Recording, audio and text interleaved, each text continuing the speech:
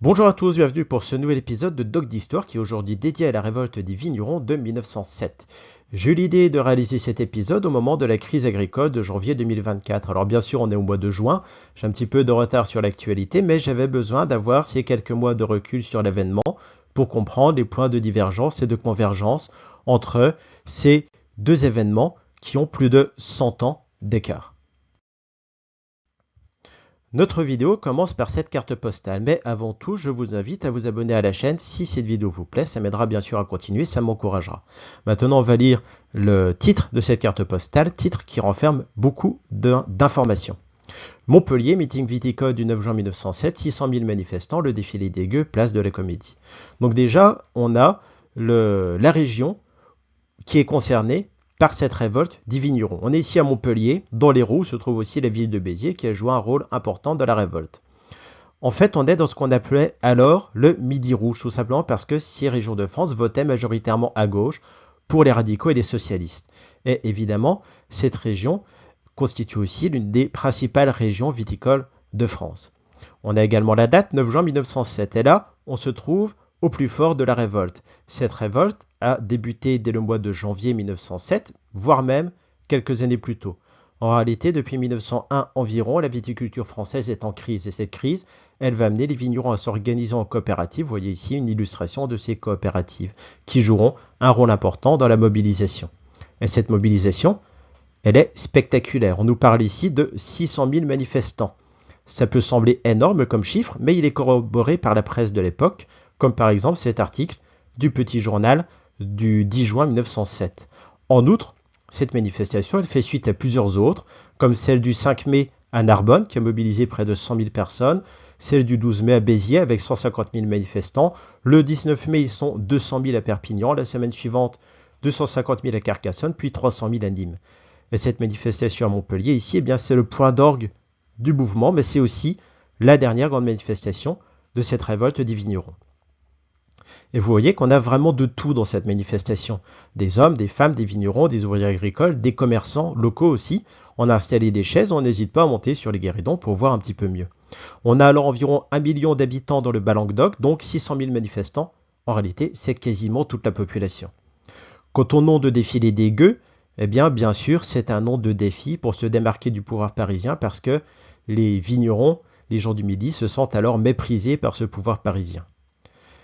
Vous voyez que l'éditeur et l'imprimeur sont des gens du Midi aussi. Pour information, on a toute une suite de cartes postales qui traitent de cette manifestation exceptionnelle. Donc dès l'origine, on a une véritable volonté de créer une mémoire de cet événement qui restera très longtemps dans les esprits.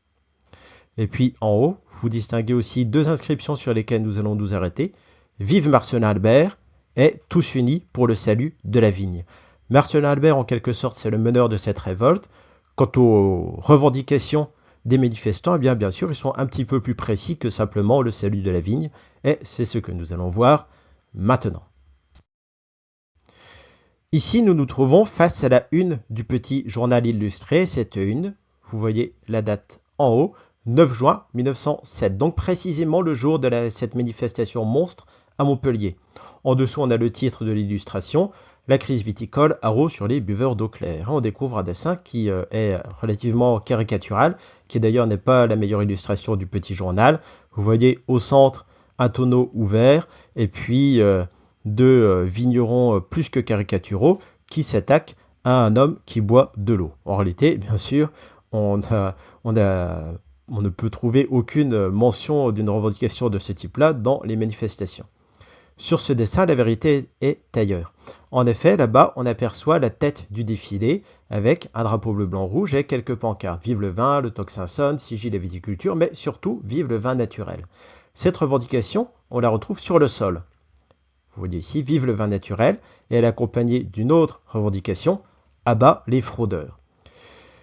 Cette revendication, on l'a retrouvée au moment de la récente crise agricole de janvier 2024, notamment quand on a évoqué le miel trafiqué avec du sirop de glucose. En 1907, ce qui est dans le viseur, c'est la chaptalisation. C'est-à-dire qu'on va ajouter artificiellement du sucre au mou d'un vin de mauvaise qualité pour augmenter la teneur en alcool.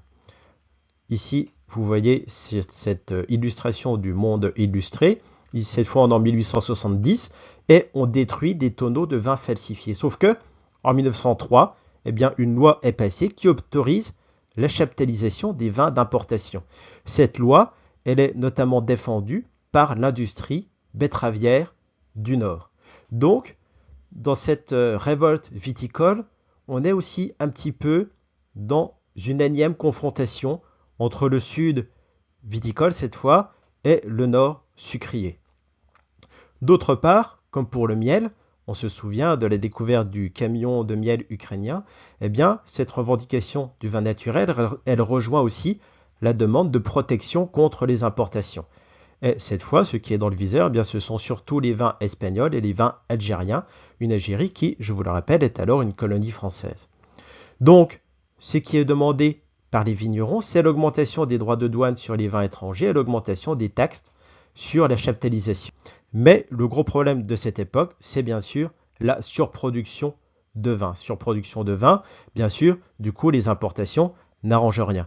Depuis 1904, la météo est extrêmement favorable à la vigne partout autour de la Méditerranée et en conséquence, il y a une surproduction et le prix du vin baisse en permanence, ce qui cause la ruine des vignerons, le chômage des ouvriers agricoles et des problèmes dans toute la région puisqu'il n'y a plus personne pour consommer dans les magasins. Cette image ici date d'une autre crise viticole, celle de 1911, et elle représente la misère du monde viticole. On va en venir maintenant à un personnage qui est essentiel dans le drame qui se joue alors dans le Midi. Cette carte postale ici, elle vient de la série éditée pour la manifestation du 9 juin 1907. Et regardez la pancarte en bas, honneur à Marcellin Albert, vive le roi des gueux. Marcellin Albert, vous le découvrez ici. C'est un petit vigneron qui s'est fait connaître dès 1905 en lançant une pétition qui se terminait par ces mots, vive le vin naturel, à bas les empoisonneurs. Et c'est lui aussi qui initie la révolte le 11 mars 1907, quand il organise avec les vignerons de sa région une marche en direction de Narbonne. On remarque que dans toute cette révolte, tout est très républicain. Le nom de gueux, par exemple, il peut aussi faire penser à la gueuse, qui est le surnom donné à la République par les monarchistes. On se souvient que partout lors de cette manifestation flotte le drapeau tricolore, qui est donc le drapeau de la République. Et puis même l'utilisation de la manifestation et de la pétition, eh bien, ce sont des modes d'action qui sont aussi très républicains. Sur cette une du petit journal illustré ici, vous voyez encore Marcellin Albert, qui est ici en pleine gloire. Pourtant, cette illustration elle date du 30 juin. Marcellin Albert, déjà, il est sur la fin de son rôle de leader, de même que la révolte viticole se termine, se délite lentement. Alors, que s'est-il passé? Eh bien, déjà, les manifestations ont tourné au drame parce que le président du conseil, qui était alors Clémenceau, a envoyé la troupe. Le 19 juin, la troupe arrête le maire de Narbonne, M. Féroul, qui avait démissionné pour soutenir le mouvement. Des troubles éclatent en ville, on élève des barricades, l'armée tire sur la foule, et en tout, durant cette journée, eh bien, on va compter 7 morts. Cette fusillade, elle occasionnera aussi la mutinerie du 17e régiment d'infanterie, ce qui restera longtemps dans les mémoires locales. Pendant ce temps, les meneurs du mouvement, et donc Marcellin Albert en tête, sont recherchés. Marcellin Albert se cache, puis il se rend à Paris, où il se présente devant Clémenceau. Vous voyez cette une du petit journal illustré qui date, elle, du 7 juillet. La scène qu'elle relate, en réalité, se déroule le 23 juin. On lit en dessous le titre de l'illustration, un coup de théâtre, Marcellin Albert chez M. Clémenceau.